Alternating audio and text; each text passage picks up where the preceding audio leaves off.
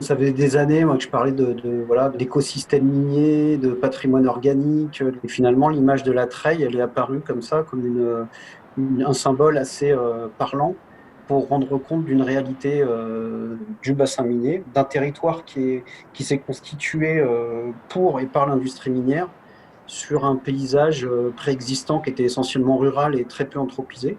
Donc c'est aussi montrer que c'est un système vivant, qu'il n'est pas figé dans le temps, mais aussi également qu'il faut y prendre garde, que c'est fragile. Voilà, si on vient couper un rameau, ben on va perdre une grappe qui était importante.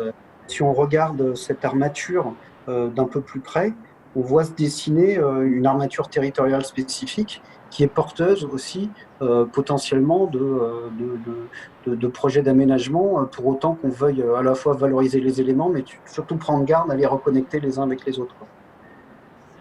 Ville vivante, c'est vraiment ce qui colle, je dirais, le mieux comme expression, comme symbolique pour des quartiers comme celui-ci, quartier minier, parce que d'abord, il y a une histoire. On est sur un territoire qui a été façonné par l'homme. Donc, on est vraiment là, on touche au vivant, mais en plus, la particularité du quartier de Sabatier, c'est qu'il est en proximité de la forêt, et donc de tout un écosystème.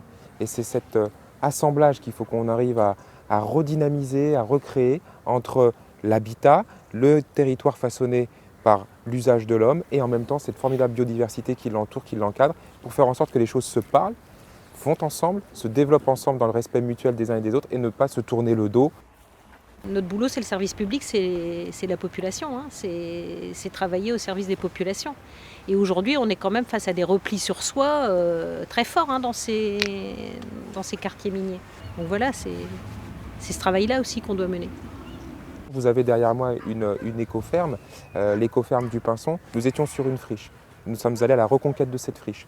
Nous en avons donné un outil à disposition des habitants qui nous l'avaient demandé pour se réapproprier l'usage de la nature en respectant ses cycles et en même temps de créer des débouchés avec des sorties positives vers l'emploi via l'insertion. Quelque part, c'est une forme d'économie sociale et solidaire.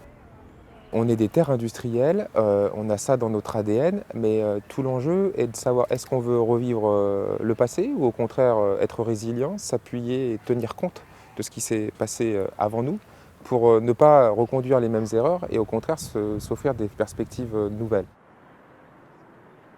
Elle n'existe pas forcément, la treille. Il faut la révéler, il faut en prendre soin. Et cette image de la treille, elle a été pratique aussi pour certains territoires, pour dire, voilà, on peut être dedans sans être au centre ou en périphérie, quoi. C'est cette notion d'un peu de micro-polycentralité reliées les unes avec les autres, mais tout ça qui fait un écosystème, quoi.